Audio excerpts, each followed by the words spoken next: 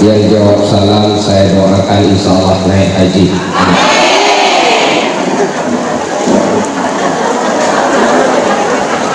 Daun salam, daun yang tidak jawab salam, ibu-ibu saya doakan suaminya nikah lagi. Kalau tidak jaminkan.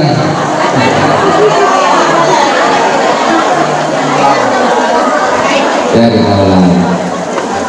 Assalamualaikum warahmatullahi wabarakatuh.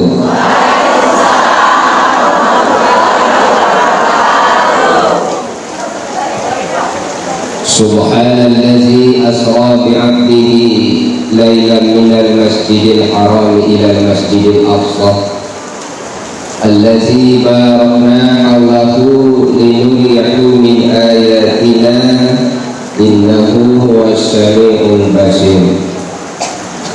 Asyhadu an la ilaha illallah wa asyhadu anna muhammadan abduhu wa rasuluh.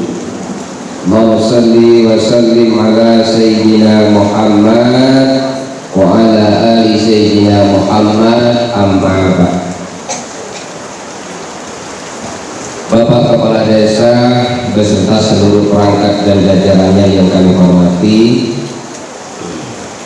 Ibu Ketua Majelis BKMT Kecamatan Sukamarindu beserta pengurusnya, Fajar Bulan yang kami hormati,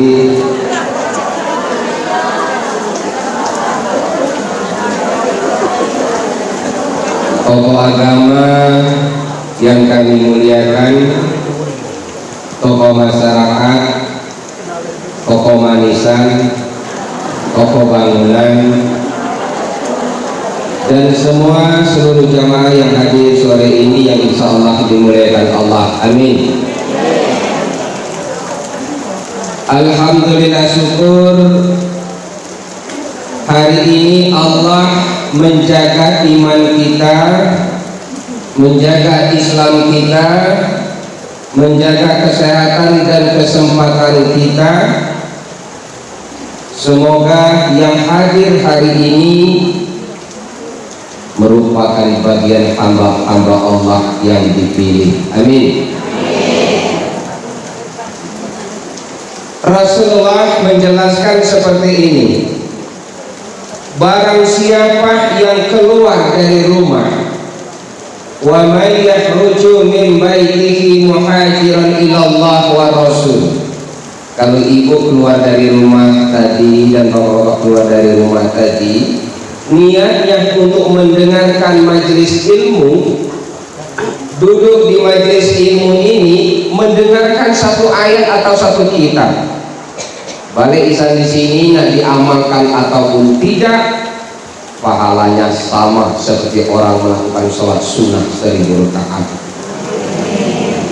Pernah belum sholat sunnah 1000 rakaat? Nah, sering-seringlah ikut bermajelis ya. Salawat beriring salam, mari selalu senantiasa kita berselawat kepada junjungan kita Nabi besar Nabi Muhammad Rasulullah Sallallahu Alaihi Wasallam.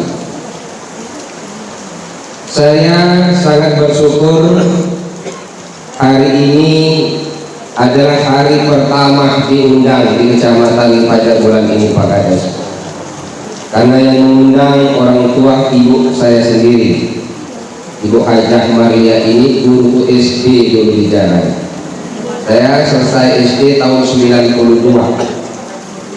Ya. Di sana ini alhamdulillah Allah temukan di dalam sebuah majelis ilmu ini. Sedikit riwayat, mulai hadir di Pagar Alam ini dengan jamaah Roman Koati dan Ibu Pagar Alam diundang pada tanggal 4 Januari 2002 yang lalu. Itu awal masuk kota Pagar Alam di Masjid BKMT Kecamatan Pagar Alam Utara di Takwa depan alun-alun sampai hari ini.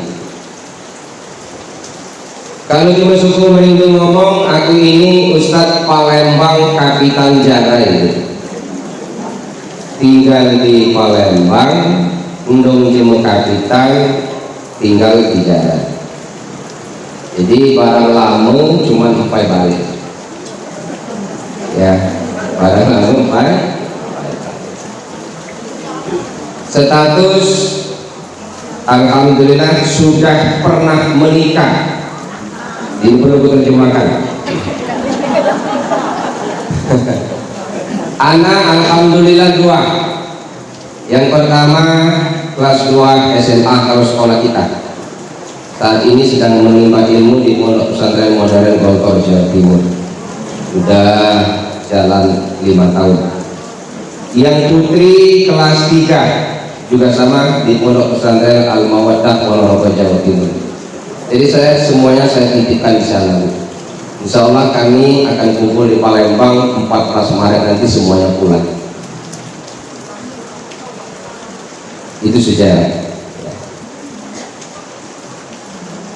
Nah, bertanya lebih panjang lagi tentang perjalanan hidup sampai mau pindah dari luar bahkan ya. Kembali kepada peristiwa Isra wal Mi'raj. Peristiwa Isra wal Mi'raj ini kalau kita baca sejarah, Rasulullah di perjalanan Isra wal Mi'raj itu ada 2 faktor. Pertama, meninggal pamannya Abu Thalib. Siapa Bu?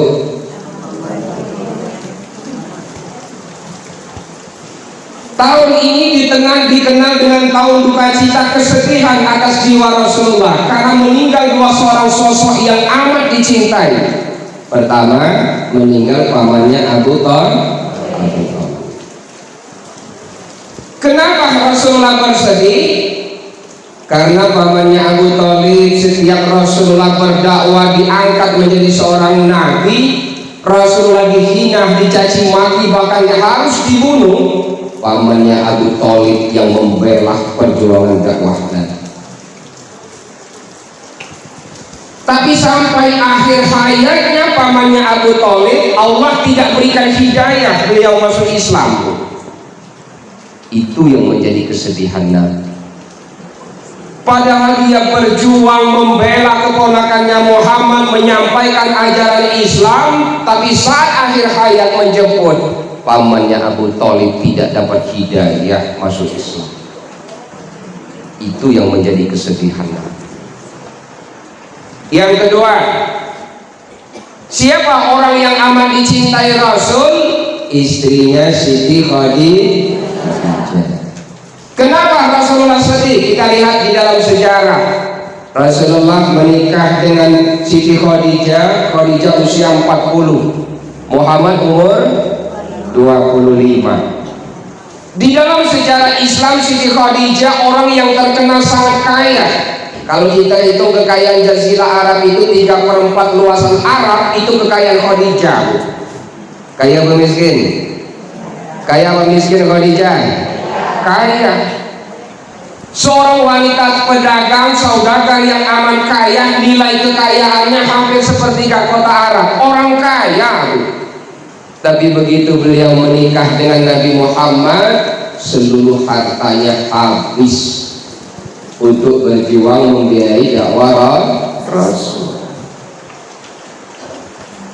Jadi semua harta kekayaan Siti Khadijah habis untuk berjuang mendorong suaminya Muhammad berdakwah di jalan Allah. Tapi apa yang Rasulullah dapatkan selama kurun 3 tahun berdakwah? Rasul 3 tahun dakwah cuma dapat pengikut 11 orang. Berapa? 11 orang. Sulit ngajak orang berdakwah, mengajak orang kepada kebaikan itu sulit Bu.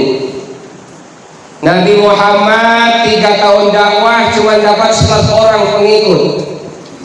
Nabi Nuh 850 tahun berdakwah jadi nabi, dapat pengikut cuma 80 orang.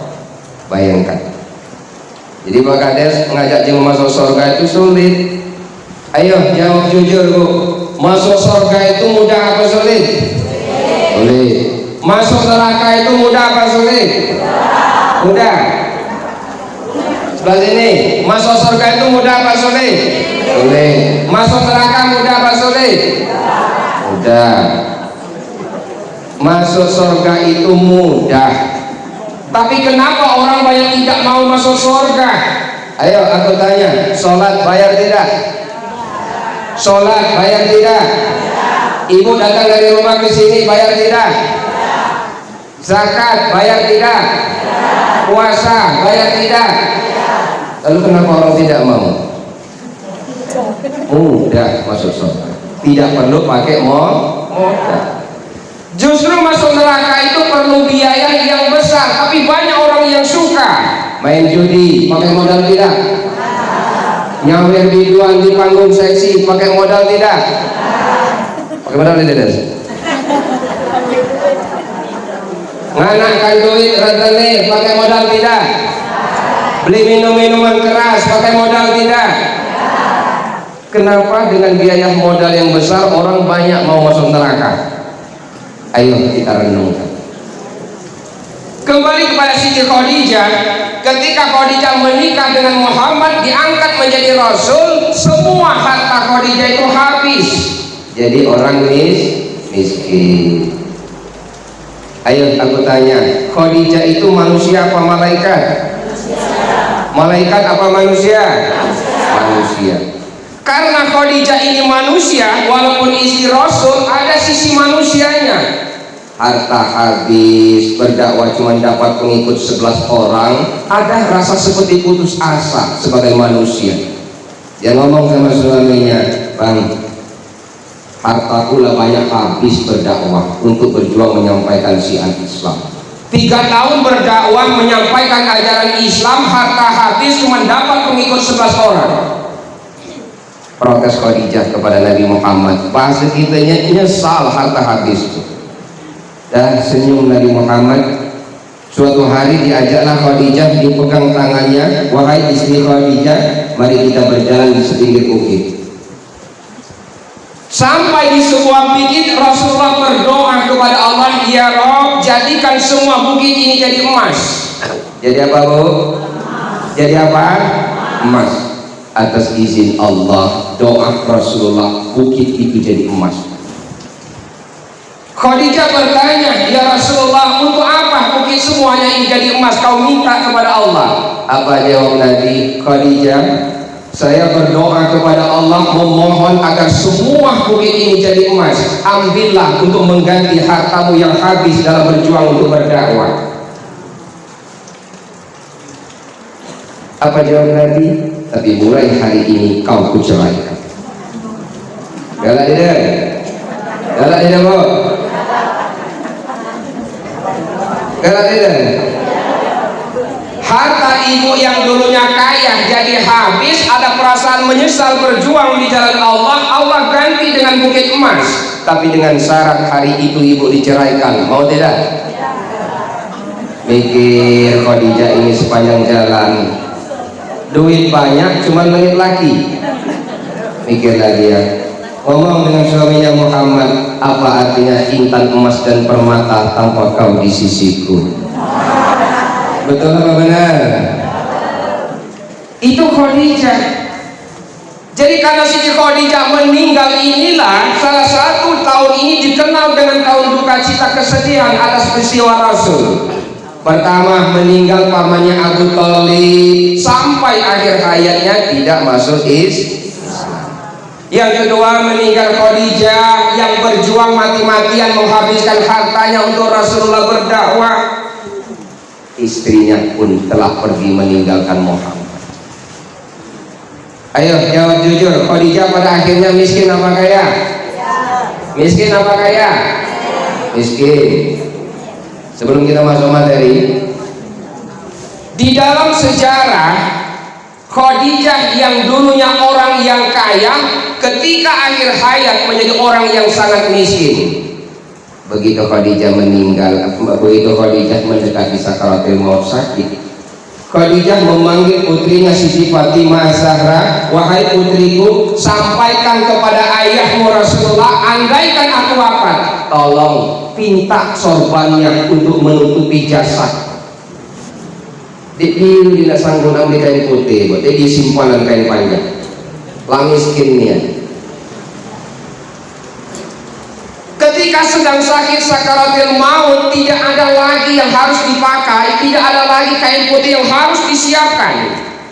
Dia berkata kepada putrinya Fatimah, Fatimah, sampaikan kepada ayahmu Muhammad, andaikan ibumu meninggal, tolong minta sorbannya untuk menutup jasad Khadijah, saking miskinnya.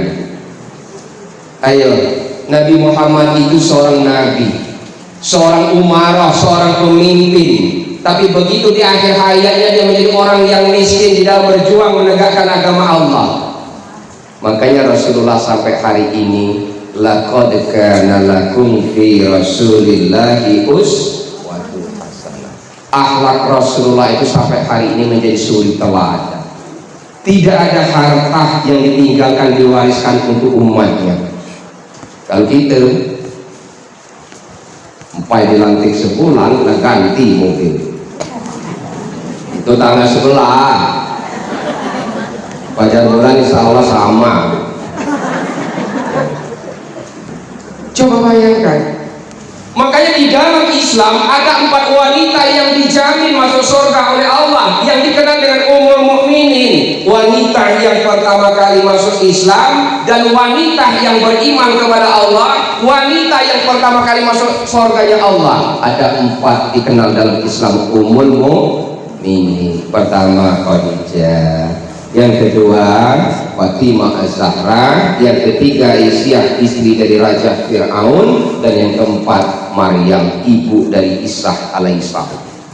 Keempat wanita itu dikenal Ummul Mukminin, wanita yang masuk surga. Nah, itu kenapa dikatakan tahun kesedihan. Halo, bareng peletok depan pintu, mata ngantuk, memang kopi kita belum mengentu ya. Dapat. Yang kedua, yang punya Quran buka Quran, yang punya hati buka hati. Allah berfirman, Al-Isra ayat 1, Subhanallazi asra bi 'abdihi lailan minal masjidil haram. Rasulullah perintah Isra wal Mi'raj itu kalimat ayat ini diawali dengan Subhanallazi. Nah, ini perlu dipahami dalam ilmu tafsir. Setiap ayat Al-Quran kalau diawali dengan kalimat tasbih, Subhanallah, ayat tasbih. Tabarakallazi, Al-Mulk, ayat tasbih. Subhanallah, Al-Hadid, ayat tasbih. Surat Al-Kahfi, Alhamdulillah. Al-Isra, Subhan, itu ayat-ayat tasbih. Jadi kalau Allah menggunakan ayat atau wahyu di dalam Al-Quran diawali dengan kalimat tasbih, maka Allah menceritakan kandungan ayat itu di luar akal kemampuan manusia. Isra Mi'raj itu di luar akal kita apa tidak? Di luar akal. Makanya ayat ini diawali dengan kalimat Subhanallazi, Maha Suci Allah. Kalau Allah berkata Maha Suci, tidak ada sesuatu yang terjadi kuasa atas izin Allah. Ada perbedaan. Suci dengan bersih itu beda. Bersih dengan suci beda apa tidak, Bu? Sesuatu yang suci pasti bersih, tapi sesuatu yang bersih belum tentu suci. Ayo, ibu pakai jilbab bagus bersih, pakai sejadah yang bagus bersih, pakai baju bagus bersih, pakai mukena bagus bersih. Ibu mau sholat tapi tidak wudhu, sah apa tidak? Sah apa tidak? Kenapa? Tidak mensucikan diri dengan melalui air wudhu. Jadi sesuatu yang suci pasti bersih, tapi sesuatu yang bersih belum tentu suci. Perlu dipahami. Apa ini Ustaz contohnya? Sesuatu yang bersih tapi belum tentu suci. Tapi kalau sesuatu yang suci pasti bersih. Bu, pakai jilbab bagus, barang mahal. Pakai sejadah bagus, barang mahal. Pakai mukena bagus, barang mahal, tapi dibeli hasilnya dari uang rentenir. dari uang judi, dari uang anakan uang musim. Betul atau benar? Ya. Kalau sesuatu yang kita dapatkan, sesuatu yang kita beli dengan jalan yang tidak baik, itulah sesuatu yang bersih tapi tidak suci. Aku didenyin dia bu, nyinggung kayak tahu tadi. Ya. Itu yang dimaksud dengan suci. Ketika kita sholat, baju bersih, tempat sujud bersih, mukena bersih, semua yang kita pakai pun bersih, tapi dibeli dengan hasil yang tidak bersih, maka tidak akan sah ibadah kita kepada Allah. Paham? Paham apa tidak? Nah, berhentilah digalak anak kedua itu. Ya, digalak muka musim, berhentilah mulai ini. Dia gunanya untuk mobil alap, motor alap, baju alap, cuman hasil dari anak duit. Dia guna. Aku didenyin dia, nyinggung gue itu. Renungkan. Jadi sesuatu yang suci belum tentu sesuatu yang bersih. Ayo lagi, sesuatu yang suci pasti bersih, tapi sesuatu yang bersih belum tentu. Paham maksudnya? Jangan lagi nak nyombong kawan jilbab baru, baju baru, cuma dibeli dari hasil judi, mobil baru, motor baru, pergi ngaji, tapi dari hasil judi. Bersih tapi tidak suci. Paham? Paham apa tidak? Nah, itu Allah gunakan kalimat subhanallah. Yang kedua, minal masjidil harami ilal masjidil aqsa. Rasulullah Isra wal Mi'raj itu menempuh 3 alam. Ada berapa bu? Ada berapa? 3 alam. Ini yang pakai alam insyaallah sudah sering mendengar. Ya. Rasulullah Isra wal Mi'raj itu menempuh 3 alam. Pertama, alam nasut, alam manusia. Alam apa? Yang kedua, alam malakut, alam para malaikat Allah. Dan yang ketiga, alam lahut, alam ketuhanan. Ada berapa alam? Ada berapa alam bu? Pertama, alam apa? Nasut atau alam manusia. Di mana alam manusia? Minal masjidil harami ilal masjidil aqsa. Dari kota Mekah menuju Masjidil Aqsa, itu namanya perjalanan menempuh alam manusia. Masjidil Aqsa di dalam sejarah Islam adalah arah kiblat umat Islam pertama kali sebelum berpindah ke kota Mekah. Itu dalam sejarah. Jadi Masjidil Aqsa itu adalah kiblat umat Islam pertama kali. Kemudian turun Quran surat Al-Baqarah 144 ketika Rasulullah berdoa menandakan tangannya ke atas, Allah perintahkan Muhammad palingkan wajahmu mengarah kepada Masjidil Haram. Jadi ketika turun Al-Baqarah 144, arah kiblat umat Islam yang dulu semula Masjidil Aqsa berpindah ke Masjidil Haram. Paham ya? Kalau ada pertanyaan, ada berapa kiblat umat Islam? Ada 2. Pertama kali arah kiblat umat Islam Masjidil Aqsa, dan yang kedua Masjidil Haram. Paham? Nah, ketika Rasulullah menempuh alam manusia minal masjidil haram ilal masjidil aqsa, Rasul sampai di Masjidil Aqsa, Allah perintahkan melalui Jibril untuk sholat berjamaah. Rasulullah diizinkan, diperintahkan untuk jadi imam, yang jadi makmum semua para nabi dan rasul. Siapa yang jadi makmum? Siapa yang jadi makmum bu? Para nabi dan rasul. Ada berapa nabi yang wajib kita ketahui? 25. Saat Rasulullah menjadi imam di Masjidil Aqsa, ada berapa jumlah nabi? Ayo, ada berapa?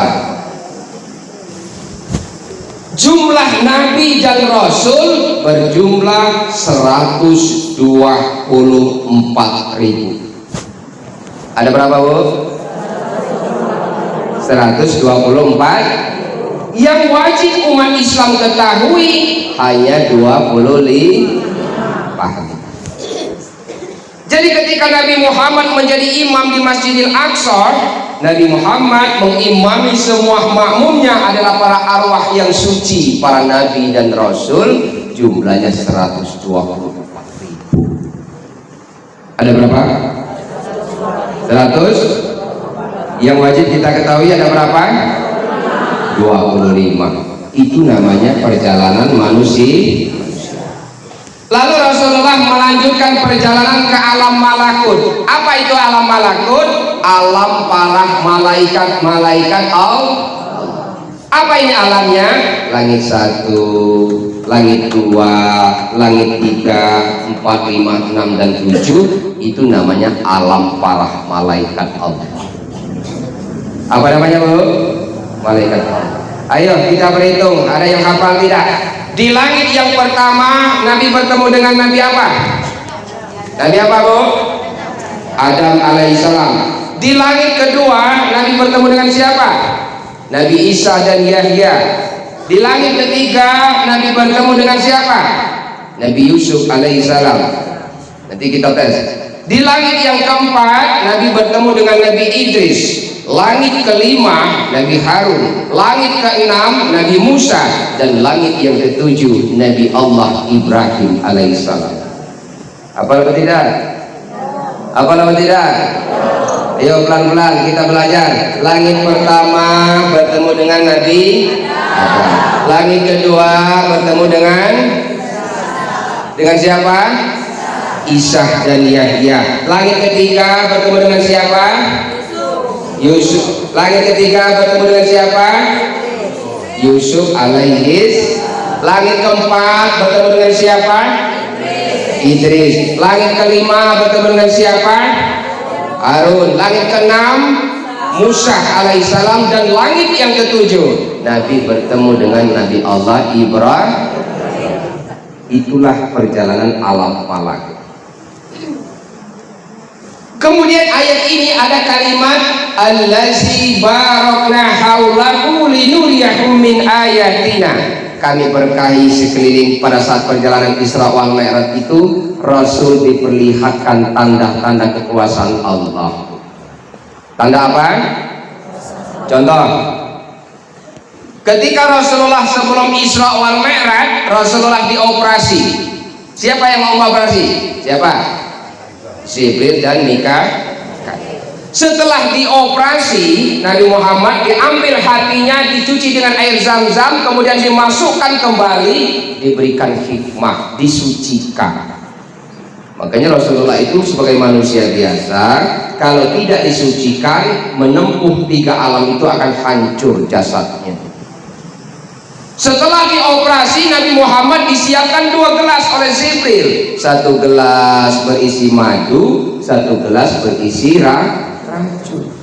Muhammad, silakan kau pilih, apa madu, apa racun. Dipilih madu oleh Muhammad, diminum. Selesai diminum, ditanya oleh Jibril, sodakah ya Muhammad? Kenapa Jibril? Andai syukur kau minum madu, andai kan kau minum racun, umat pasti hancur semua. Betul benar? Untung Rasulullah minum madu. Kalau seandainya dihadapkan di hadapan ibu, di tangan kanan ada madu, di tangan kiri ada racun, ibu pilih di madu atau di racun? Jawab jujur. Ayo. Ya.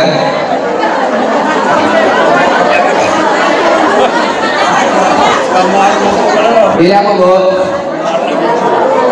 Pilih apa? Racun. Kalau di kanan ada madu, di sebelah kiri ada racun, ibu pilih yang di madu atau yang di racun?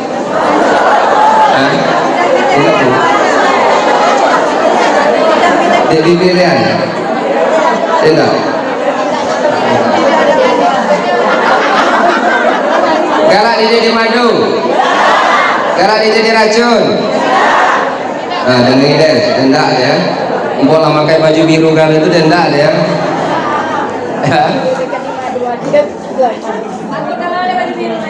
Takut kali. Itulah kisah linuriyakum min ayatina. Dah. Ketika di perjalanan linuriyakum min ayatina, Allah kasih gambaran, contoh-contoh diperkirakan, diperlihatkan oleh Allah kepada Nabi Muhammad. Apa ini maksudnya Ustaz?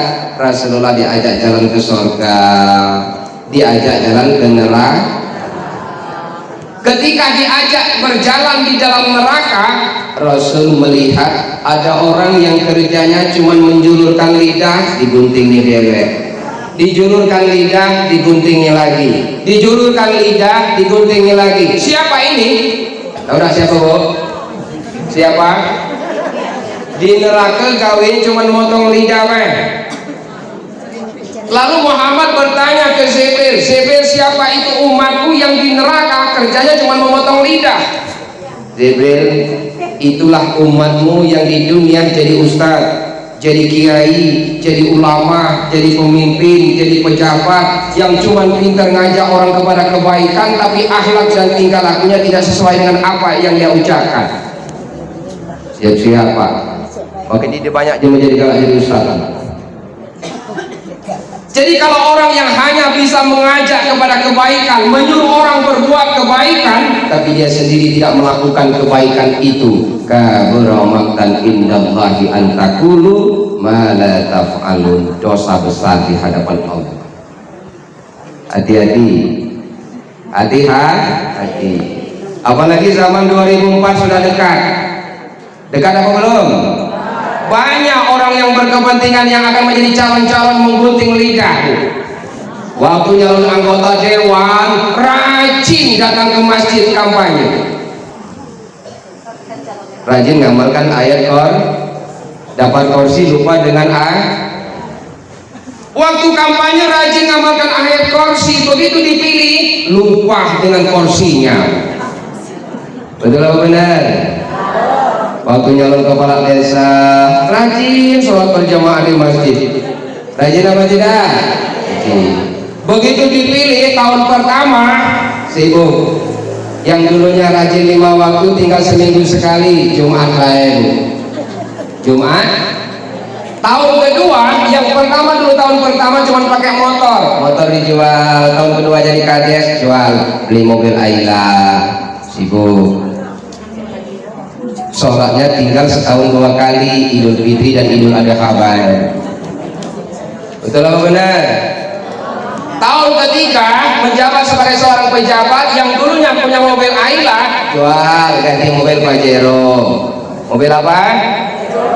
Tahun keempat ganti Pajero, nama bini sikok lagi sembunyi-sembunyi. Ada tidak?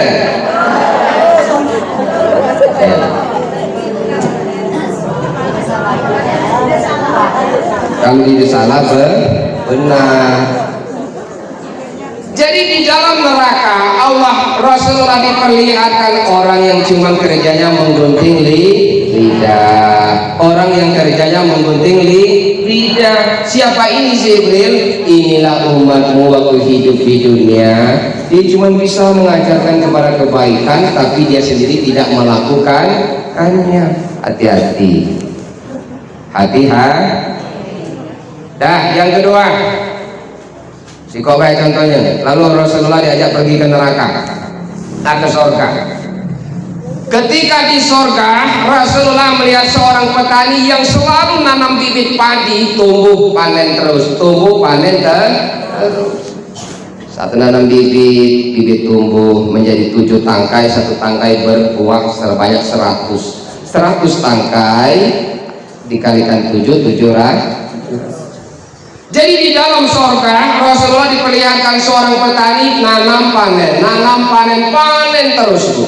Ditanya Jibril, siapa itu umatku? Muhammad, itulah umatmu waktu hidup di dunia, rajin infak, rajin sedekah, rajin berzakat.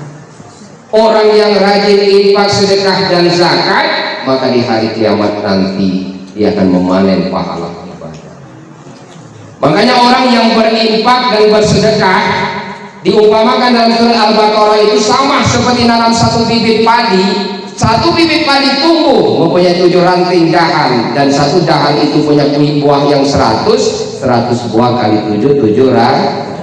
Jadi kalau ibu berinfak bersedekah satu kebaikan, Allah balas 700 kebaikan.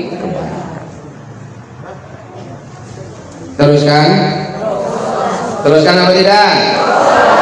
Teruskan apa tidak? Dah 20 menit lagi. Saya malam nanti di Nendagung. Insya Allah besok Palembang, karena Rabu sudah jadwal Palembang ya.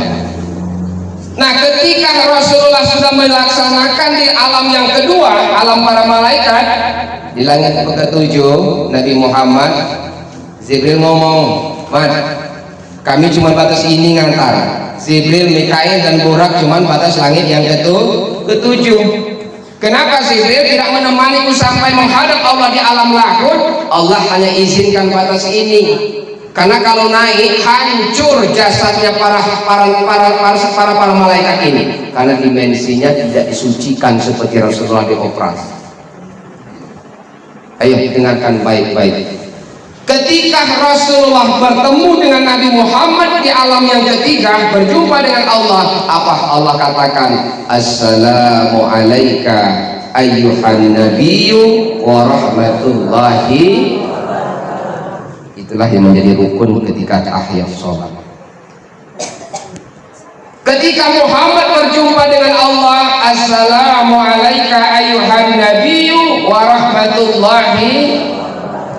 Salam keselamatan, kesejahteraan, keberkahan tercurah dari Allah untuk Nabi Muhammad. Nah, ketika Allah hanya berdoa untuk Nabi Muhammad, assalamu alayka ayyuhan nabiyyu wa rahmatullahi wa barakatuh, Nabi tidak bahagia dengarnya, Bu. Allah cuma berdoa untuk Nabi. Nabi memikirkan umatnya. Lalu Muhammad diajarkan juga doa untuk menjawab salam Allah, assalamu alayna wa ala ibadillah. Salam Allah, keselamatan, keberkahan, keridhaan juga tercurah kepada umat Muhammad yang soleh dan soleh. Assalamualaikum, ucapan Allah. Assalamu alayna Nabi Muhammad. Ketika dia berdialog turun ke langit yang ke-7, semua para malaikat menjawab, asyhadu an la ilaha illallah wa asyhadu anna. Itulah sejarah. Para malaikat menjawab, asyhadu an la ilaha. Nunjuk berapa? Nunjuk tangan berapa? 1. 2 apa 1? 1. Kenapa 2? Kenapa 1? Asyhadu an la. Jadi kalimat yang tepat itu kalau kita sholat menunjukkan telunjuk 1 itu di kata-kata ilah sesuai dengan makna. Asyhadu an la ilaha illallah wa asyhadu anna muhammadar rasul. Aku bersaksi tidak ada Tuhan kecuali Allah, dan aku bersaksi Muhammad itu adalah utusan Allah, 1. Makanya simbol tangan tunjuk 1 itu menyatakan Allah 1, Muhammad 1. Nah, kita di zaman akhir sekarang sudah terlalu cerdas dan pintar, Bu, tanpa mengkaji sejarah. Ustaz, ketika sholat syahadat ada yang model ini asyhadu langsung ini, ada yang ini ya. Ada tidak? Ada yang mungkin yang ini Pak ya. Yang model ini sesat Ustaz, yang model ini bid'ah Ustaz, yang model ini sesat Ustaz. Bukan itu yang dibahas. Yang benarnya itu adalah asyhadu an la ilaha illallah wa asyhadu anna muhammadar rasul. Jadi tunjuk 1 itu bersaksi kepada Allah, Allah itu Nabi Muhammad itu 1. Kenapa tunjuk ini menjadi saksi? Coba buka Quran surat Yasin ayat 65. al-yauma nahtimu ala afwahihim wa tukallimuna aydihim wa tashhadu arjuluhum bima kanu. Pada hari itu semua panca indera kita ini menjadi saksi apa yang kita lakukan selama hidup di dunia. Paham Bu? Jangan lagi di debat kayak model-model ini lah. Jadi artinya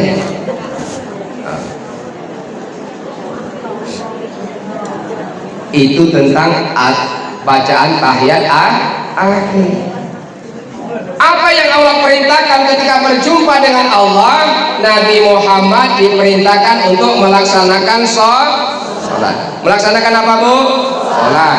Ayo aku tanya, Ibu beragama apa? Yakin? Yang sebelah situ agamanya apa Bu? Bapak-bapak agamanya apa? Yakin? Islam itu singkatan Isya, subuh, luhur, asar, maghrib. Betul?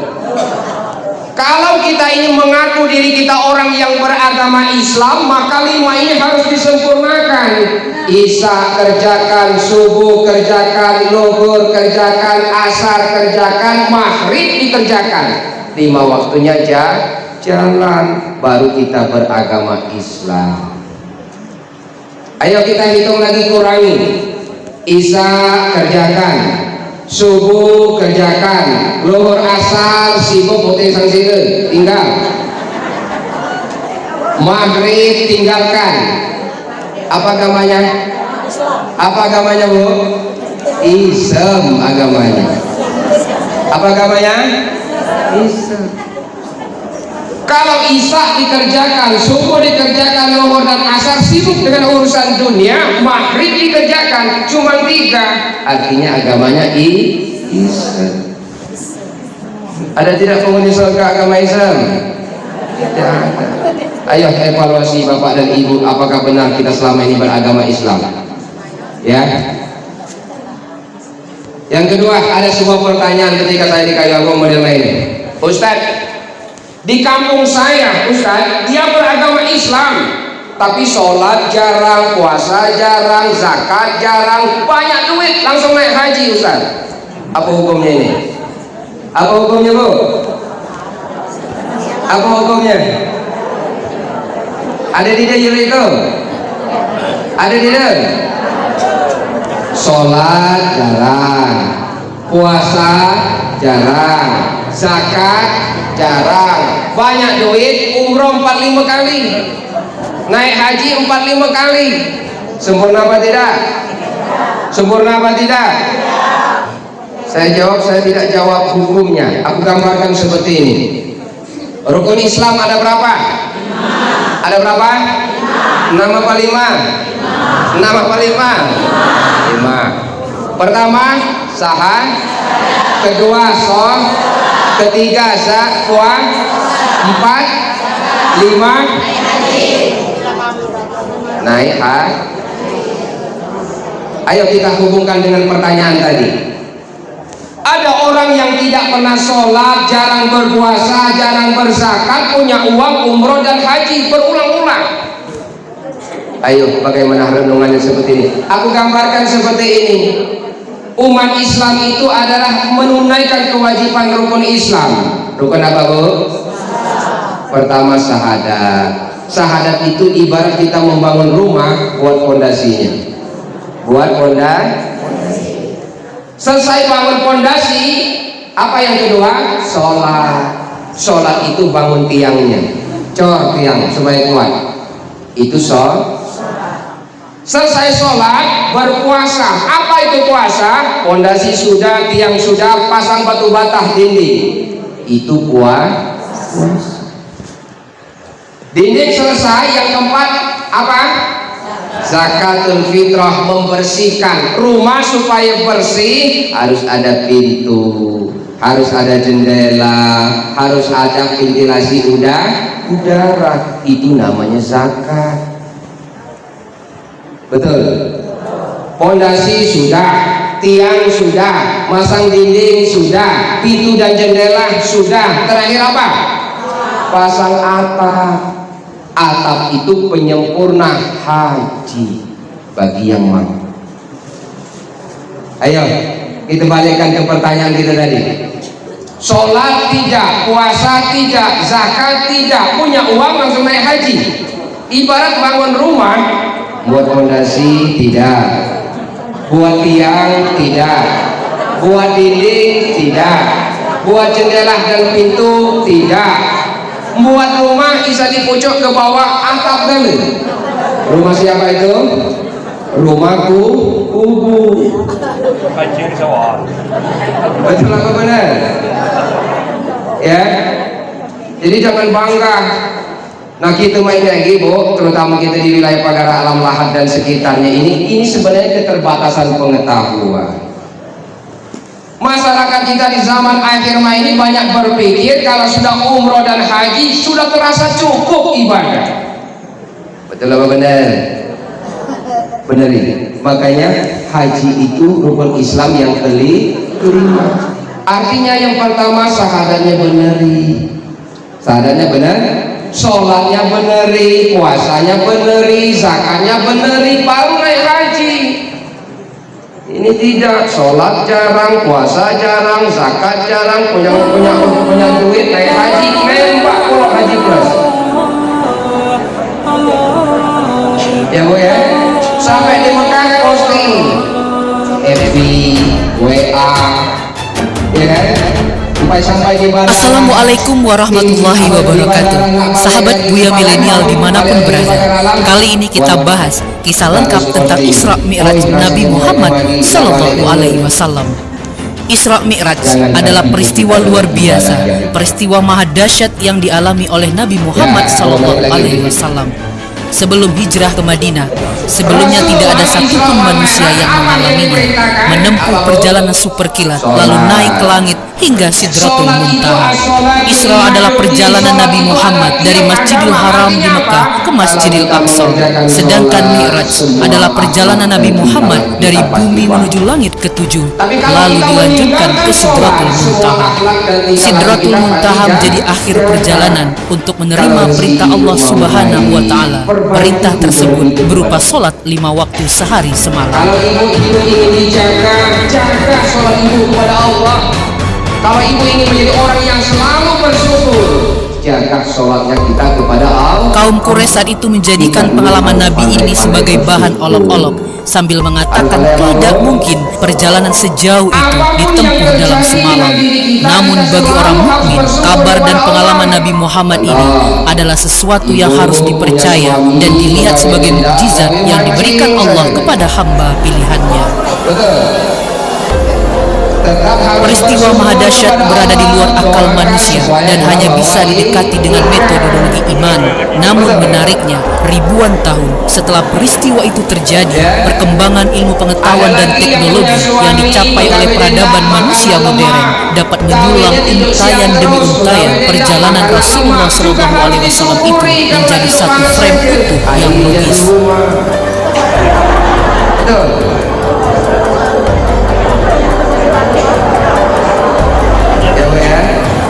Harus disyukuri.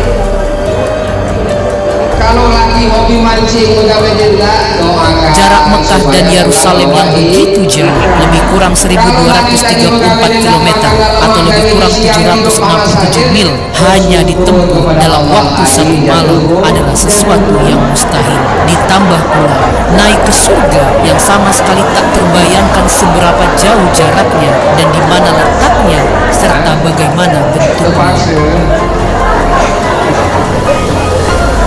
Nah, yang model itu biasanya tidak kalah kok. Tidak kalah.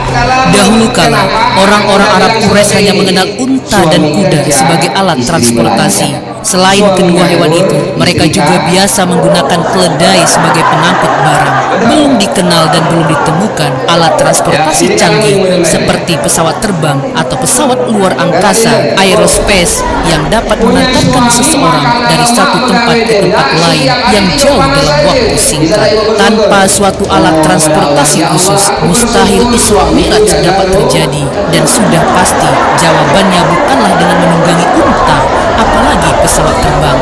Allah Subhanahu wa Ta'ala telah mendatangkan seekor hewan putih putih untuk menjadi tunggangan Nabi Shallallahu Alaihi Wasallam selama perjalanan, yaitu buraq. Buraq satu akar kata dengan baq yang artinya kilat. Buraq bukanlah pesawat terbang atau UFO, Identified Flying Object, atau benda terbang tak dikenal. Berikut ini adalah beberapa ayat Al-Quran dan hadis yang terkait dengan Isra Mi'raj yang seharusnya mendekukan keimanan kita akan kebenaran peristiwa ini. Namun sebelumnya, jangan lupa like, subscribe, dan share. Apa yang kamu tahu, yang lain juga harus tahu.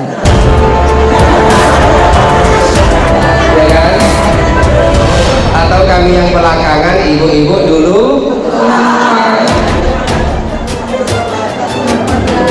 Kita ini semuanya secara umum, kisah yang menakjubkan ini disebutkan oleh Allah Azza wa Jalla dalam Al-Quran dalam firman-Nya, Maha suci Allah telah memperjalankan hambanya pada suatu malam dari Masjidil Haram ke Masjidil Aqsa yang telah kami berkahi sekelilingnya agar kami perlihatkan kepadanya sebagian dari tanda-tanda kebesaran kami. Sesungguhnya Dia adalah Maha mendengar lagi Maha melihat. Quran Surat Al-Isra ayat 1. Usai salat Isya dan beristirahat sejenak, Rasulullah SAW yang saat itu terbaring di Masjidil Haram didatangi malaikat Jibril. Dada beliau dibelah, lalu hatiku dikeluarkan dan dicuci dengan air Zam-Zam, kemudian dikembalikan ke tempatnya dan memenuhinya dengan iman dan hikmah. Sabda beliau dalam riwayat Imam Bukhari dari Malik bin Sa'sa'ah. Setelah itu didatangkanlah buraq yang nantinya menjadi kendaraan beliau sewaktu Isra. Adapun rincian dari urutan kejadiannya banyak terdapat dalam hadis yang sahih dengan berbagai riwayat. Syekh Albani rahimahullah dalam kitab beliau yang berjudul Al-Isra wal Mi'raj menyebutkan 16 sahabat yang meriwayatkan kisah ini. Mereka adalah Anas bin Malik, Abu Zar, Malik bin Sa'sa'ah, Ibnu Abbas, Jabir, Abu Hurairah, Ubay bin Ka'ab, Buraidah ibnu Husayb al-Aslami, Huzaifah ibnu Yaman, Syaddad bin Aus, Suhaib, Abdurrahman bin Qurat, Ibnu Umar, Ibnu Mas'ud, Ali, dan Umar radhiyallahu anhum ajma'in. Di antara hadis sahih yang menyebutkan kisah ini adalah hadis yang meriwayatkan oleh Imam Muslim dan sahihnya dari sahabat Anas bin Malik. Dari Anas bin Malik radhiyallahu anhu bahwa Rasulullah SAW bersabda, didatangkan kepadaku buraq, yaitu hewan putih yang panjang, lebih besar dari keledai dan lebih kecil dari bagal. Dia meletakkan telapak kakinya di ujung pandangannya, maksudnya langkahnya sejauh pandangannya. Maka saya pun menungganginya sampai tiba di Baitul Maqdis. Lalu saya mengikatnya ke tempat yang digunakan untuk mengikat tunggangan para nabi. Kemudian saya masuk ke masjid dan salat 2 rakaat, kemudian keluar. Kemudian datang kepadaku Jibril alaihissalam dengan membawa bejana berisi khamar dan bejana berisi air susu. Aku memilih bejana yang berisi air susu. Jibril kemudian berkata, engkau telah memilih yang sesuai fitrah. Ada lagi manusia yang bangkit dari alam kubur. Naik ke langit pun dimulai. Kemudian Jibril naik bersamaku ke langit pertama, dan Jibril meminta dibukakan pintu. Maka dikatakan kepadanya, siapa engkau? Dia menjawab, Jibril. Dikatakan lagi, siapa yang bersamamu? Dia menjawab, Muhammad. Dikatakan, apakah dia telah diutus? Dia menjawab, dia telah diutus. Maka dibukakan bagi kami pintu langit, dan saya bertemu dengan Adam. Beliau menyambutku dan mendoakan kebaikan untukku. Kemudian kami naik ke langit kedua. Lalu Jibril alaihissalam meminta dibukakan pintu. Maka dikatakan kepadanya, siapa engkau? Dia menjawab, Jibril. Dikatakan lagi, siapa yang bersamamu? Dia menjawab, Muhammad. Dikatakan, apakah dia telah diutus? Dia menjawab, dia telah diutus. Maka dibukakan bagi kami pintu langit kedua, dan saya bertemu dengan Nabi Isa bin Maryam dan Yahya bin Zakaria salawatullahi alaihima. Beliau berdua menyambutku dan mendoakan kebaikan untukku. Kemudian Jibril naik bersamaku ke langit ketiga, dan Jibril meminta dibukakan pintu. Maka dikatakan kepadanya, siapa engkau? Dia menjawab, menjawab, Jibril. Dikatakan lagi, siapa yang bersamamu? Dia menjawab, Muhammad. Dikatakan, apakah dia telah diutus? Dia menjawab, dia telah diutus. Maka dibukakan bagi kami pintu langit ketiga, dan saya bertemu dengan Yusuf alaihissalam yang beliau telah diberi separuh dari kebagusan wajah. Beliau menyambutku dan mendoakan kebaikan untukku. Kemudian Jibril naik bersamaku ke langit keempat, dan Jibril meminta dibukakan pintu. Maka dikatakan kepadanya, siapa engkau? Dia menjawab, Jibril. Dikatakan lagi, siapa yang bersamamu? Dia menjawab, Muhammad. Dikatakan, apakah dia telah diutus? Dia menjawab, dia telah diutus. Maka dibukakan bagi kami pintu langit keempat, dan saya bertemu dengan Idris alaihissalam. Beliau menyambutku dan mendoakan kebaikan untukku.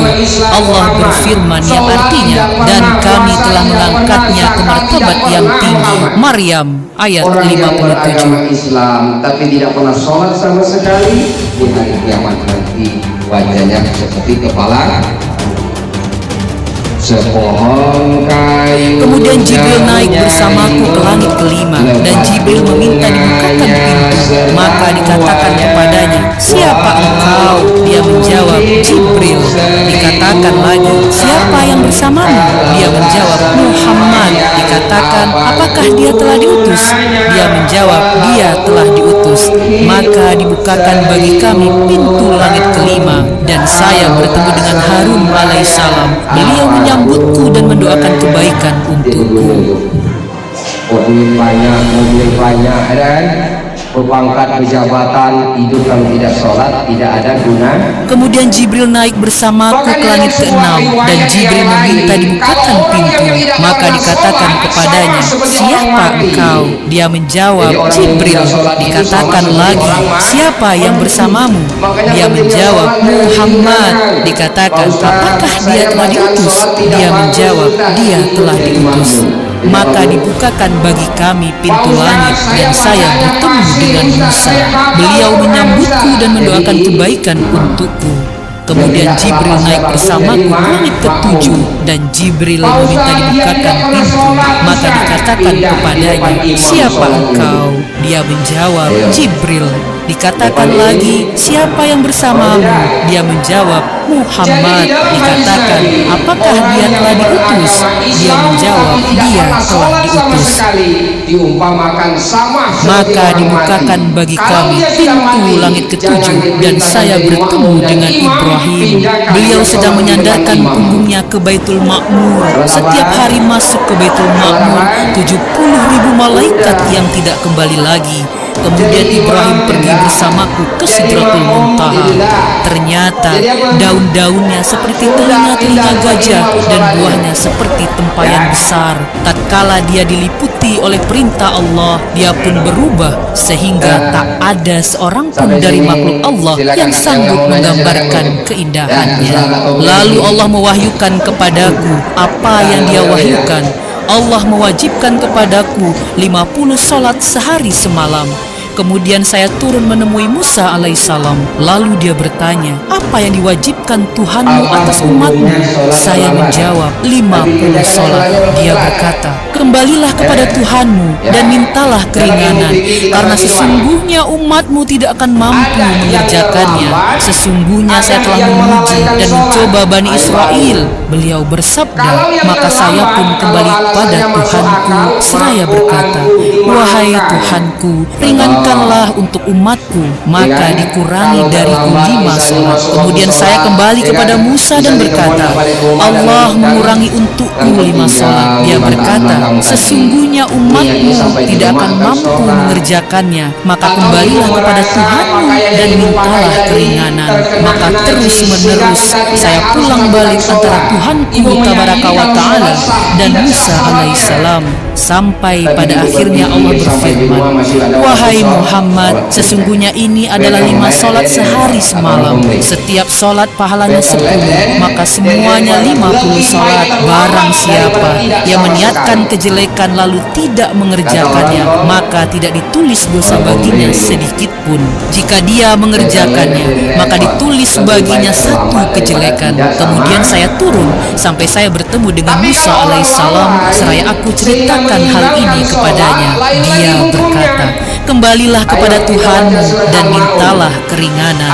Maka saya pun berkata, sungguh saya telah kembali kepada Tuhanku sampai saya pun malu kepadanya.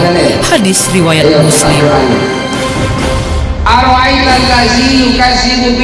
Celakalah orang-orang yang beragama, kata Allah. Siapa orang yang Dikisahkan dalam sebuah riwayat bahwa setelah peristiwa Isra Mi'raj, orang-orang musyrikin datang menemui Abu Bakar Siddiq radhiyallahu anhu. Mereka mengatakan, lihatlah apa yang telah diucapkan temanmu, yakni Muhammad sallallahu alaihi wasallam. Abu Bakar berkata, apa yang beliau ucapkan? Orang-orang musyrik berkata, dia menyangka bahwasanya dia telah pergi ke Baitul Maqdis dan kemudian dinaikkan ke langit, dan peristiwa tersebut hanya berlangsung 1 malam. Abu Bakar berkata, jika memang beliau yang mengucapkan, maka sungguh berita tersebut benar sesuai yang beliau ucapkan, karena sesungguhnya beliau adalah orang yang jujur. Orang-orang musyrik kembali bertanya, mengapa demikian? Abu Bakar menjawab, aku membenarkan seandainya berita tersebut lebih dari yang kalian kabarkan. Aku membenarkan berita langit yang turun kepada beliau. Bagaimana mungkin aku tidak membenarkan beliau tentang perjalanan ke Baitul Maqdis ini? Hadis diriwayatkan oleh Imam Hakim Al-Mustadrak dari Aisyah radhiyallahu anha. Perhatikan bagaimana sikap Abu Bakar radhiyallahu anhu terhadap berita yang datang dari Nabi sallallahu alaihi wasallam. Beliau langsung membenarkan dan mempercayai berita tersebut. Beliau tidak banyak bertanya, meskipun peristiwa tersebut mustahil dilakukan dengan teknologi pada saat itu. Begitu pula sampai akhir zaman ini, belum ada teknologi yang mampu menandingi peristiwa maha dahsyat tersebut. Hendaknya kita meneladani sifat para sahabat radhiyallahu anhu terhadap berita dari Allah dan Rasul-Nya. Semoga kita semakin kuat keimanan kepada Allah Subhanahu wa taala. Wassalamualaikum warahmatullahi wabarakatuh. Makanya ada doa, Allahumma barik lana fi Rajab wa Sya'ban wa balighna ila Ramadan. Allahumma barik lana fi Rajab wa Sya'ban wa balighna ila Ramadan. Berkaitan dengan puasa, kata ibu tadi, ini kan sudah habis bulan lalu. Saya nanyakan tuh bagaimana puasanya dan bulan Rajab dengan bulan Sya'ban itu. Ya, kedudukan puasa di bulan, tidak hanya bulan Rajab, biasa bahas secara umum. Nah di bulan Muharram, nah di bulan Rajab, nah di bulan Sya'ban dan di bulan Ramadan, semuanya ada keistimewaan. Ada keistimewaan. Kenapa Rasulullah puasa di hari Senin? Karena Rasulullah mengistimewakan tanggal kelahirannya. Jadi kita itu kalau tanggal lahir kita hari Minggu boleh puasa. Kalau kita lahir hari Kamis boleh Kamis. Rasulullah puasa setiap hari Senin karena memuliakan hari kelahirannya. Yang kedua, kenapa Rasulullah berpuasa hari Kamis? Semua amal ibadah kita dicatat dan ditutup pada hari Kamis. Makanya kalau ibadah puasa, ibadah kita dicatat baik dan buruk, malaikat melihat, oh hari ini sedang berpuasa. Nah bagaimana kita berpuasa Rajab dan Sya'ban? Secara umum Rasulullah menyunatkan atau mengajarkan, silakan ibu berpuasa itu bulan dari semua bulan Islam yang ada, yang lebih utama itu di pertengahan bulan. Itu yang lebih utama. Ya, 14, 15 setiap bulan itu lebih baik. Di bulan Rajab karena ada keistimewaan. Kenapa? Rasulullah diperjalankan Isra wal Mi'raj. Boleh kita berpuasa sebanyaknya. Di bulan Sya'ban, apa keistimewaan di bulan Sya'ban? Pada malam ke-10 nisfu Sya'ban, di tengah-tengah bulan, semua amal ibadah kita dilaporkan kepada Allah. Boleh kita berpuasa. Jadi kedudukan puasa itu mana yang benar dan lebih baik? Kalau kita mampu semua sunnah itu lebih banyak, lebih bagus. Tidak ada aturan yang sangat mengikat ya. Nabi apa? Nabi Daud ya, sehari puasa, sehari tidak. Nah, itu Bu ya. Saya 3 Ibu. 3 hari pangkal, 3 hari tengah, 3 hari Ya, jadi masalah 3 hari pangkal, 3 hari tengah, 3 hari penutup. Artinya sempurna menutup awal, tengah dan akhir. Paham ya? Yang masalah sunnah tidak perlu diperdebatkan. Semakin banyak melakukan ibadah sunnah, semakin baik, walaupun ada aturannya. Seperti kita puasa Syawal, udah beli nak puasa benar, dia tahu ada aturannya. Ya, seminggu, minggu ya. Nah, yang lain? Ya. Ini Pak Ustaz, kebetulan ada yang perlu kami tanyakan. Jadi di antara sholat 5 waktu itu ada kubriah ya Pak Ustaz. Jadi terkecuali maghrib. Nah kami pernah sidang pendapat di sini waktu maghrib ada kubriah malam. Jadi hukumnya mana itu Pak Ustaz? Apa ada kubriah atau tidak bolehkan? Jadi mohon pencerahan Pak Ustaz. Sholat sunnah rawatib yang mengikuti sholat wajib 5 waktu, qobliyah dan ba'diyah, harus diingat, tidak ada setelah sholat asar dan tidak ada setelah sholat subuh. Yang lainnya qobliyah dan ba'diyah. Sebagian umat Islam yang ada di masyarakat, ada masjid itu yang mengatur kapan sholat maghrib, habis azan langsung iqomah sholat. Ada masjid begitu azan sholat sunnah dulu qobliyah dan ba'diyah sambil menunggu jamaah yang hadir datang. Mana yang benar? Semuanya benar. Nah, yang berpendapat habis azan di waktu maghrib langsung iqomah, ada sebagian ulama berpendapat karena waktu maghrib itu sangat sedih. Kalau dia ragu akan ketinggalan sholat maghrib, silakan. Jadi yang mau qobliyah silakan, yang tidak mau pun silakan. Kedudukan hukumnya adalah sunnah, dikerjakan baik, tidak dikerjakan tidak berdosa. Perbedaan pendapat rahmat, yang tidak boleh perpecahan karena perbedaan pendapat. Itu Pak ya. Habis ya. Ya, terakhir saya, mungkin ibu yang lain sudah, saya membuka majelis taklim di desa saya dilahirkan, Kapitan. Setiap hari minggu awal dan minggu akhir bulan ya, sekaligus mengundang secara lisan ibu-ibu sekalian. Bulan ini jatuh pada tanggal 26 nanti di Masjid Al-Qomar Desa Kapitan jam 1 siang. Setelah penceramanya saya ada sahabat Kiai Haji Irwan Shah Al-Hafiz dari Palembang. Beliau merupakan adik dari almarhum Kiai Haji Ustadz Nawawi dan Syekh Al-Hafiz. Jadi kesediaannya silakan banyak luangkan waktu untuk beribadah kepada Allah. Itu yang pertama. Yang kedua, mohon izin Ibu Kades, Bu Camat, Ibu Ketua, di akhir nanti saya menitipkan sebuah amplop donasi untuk pembangunan masjid saya di Ulu Rambai Kaca, dan insya Allah selepas lebaran akan syukuran untuk fondasi awal. Nanti saya titipkan seikhlasnya, mau 1.000 mau 5.000 silakan. Kapan ngumpulnya, nak bulan depan silakan. Mohon dikoordinir oleh Ibu Ketua, mohon izin dan ridhonya. Kalau ada silakan kumpulkan ke Ibu Isniati yang ada di Pagaralan. Mungkin itu saja Ibu yang sempat saya sampaikan. Mohon maaf atas segala kekurangan. Jam 1 ya, kita doa ya, ila hadratin Nabi Mustafa Rasulullah sallallahu alaihi wasallam wa alihi wa azwajihi wa auladihi wa zurriyyatihi. Al-Fatihah.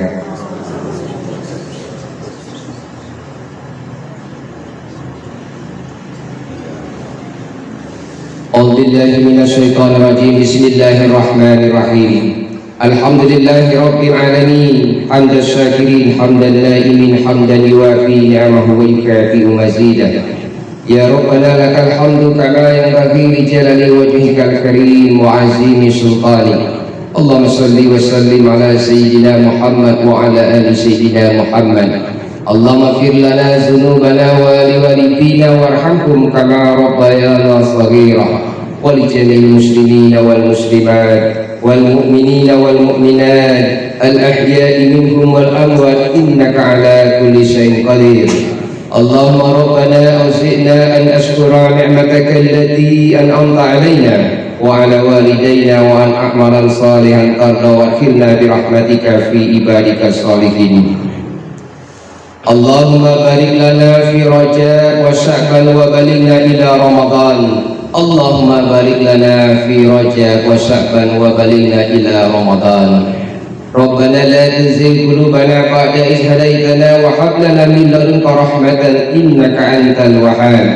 اللهم إنا نسألك بأننا نشهد أنك أنت الله لا إله إلا أنت الأحد الصمد لم يلد ولم يولد ولم يكن له كفوا أحد.